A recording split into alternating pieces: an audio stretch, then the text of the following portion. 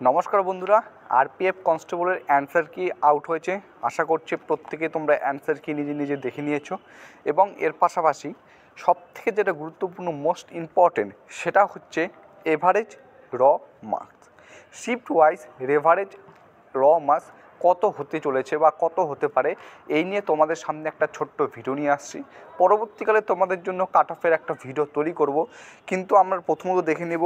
দেখতে পাচ্ছ অনস্ক্রিনে তোমরা একটা পিডিএফ যেখানে 45,350 জন প্রার্থীর ডেটা তোমাদের সামনে তুলে ধরছি।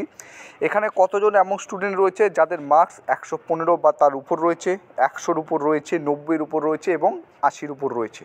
টোটাল নাম্বার অফ ক্যান্ডিডেটস হচ্ছে 45,350।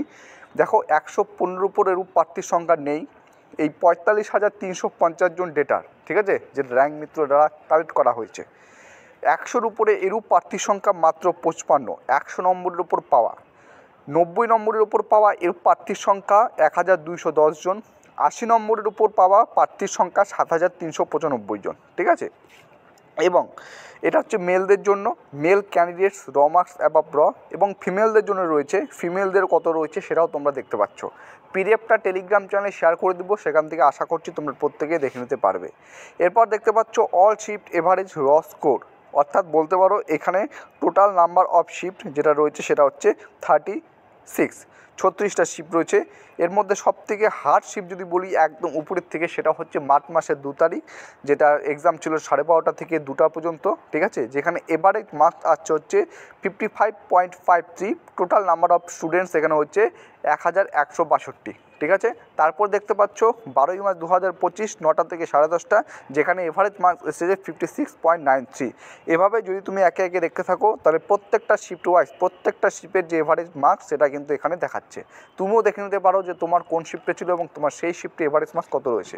এখানে আরেকটা কথা বলে নেই, এখানে যে ডেটার সংখ্যা 45,300+, এই সংখ্যাটা কিন্তু আর এই এভারেজ মার্কসটা কিন্তু উপর নিচে হবে যত বেশি সংখ্যক প্রার্থীর এখানে ডেটা তারা শেয়ার করবে, ঠিক আছে। হতে পারে এখন যদি এখানে 1 লক্ষ বা 1.5 লক্ষের মধ্যে স্টুডেন্টের ডেটা এখানে শেয়ার করা হয় বা দেখা হয়, তাহলে দেখবে এই যে এই এভারেজ মার্কসটা রয়েছে সেটা কিন্তু অনেকটা আপ ডাউন করবে, ঠিক আছে। তো খুব একটা বেশি আপ ডাউন হবে না, আশেপাশে থাকবে, যেভাবে আমরা এসএসসি জিডির ক্ষেত্রে তোমাদের প্রত্যেকের কাছে সেটা শেয়ার করেছিলাম, ঠিক আছে। এই দেখো 36টা অল শিফট সাবজেক্ট এভারেজ, প্রত্যেকটা সাবজেক্ট অনুসারে শিফট অনুসারে কত সাবজেক্ট 1, সাবজেক্ট 2, সাবজেক্ট 3 যে এভারেজ মার্কস কত হচ্ছে সেটা কিন্তু এখানে সুন্দর করে তুলে দেওয়া রয়েছে। আমি আবার বলবো, তোমার কোন শিফটে এক্সাম ছিল সেটা এখানে দেখে নাও, সেই শিফটটা কতটা হার্ড ছিল না ইজি ছিল।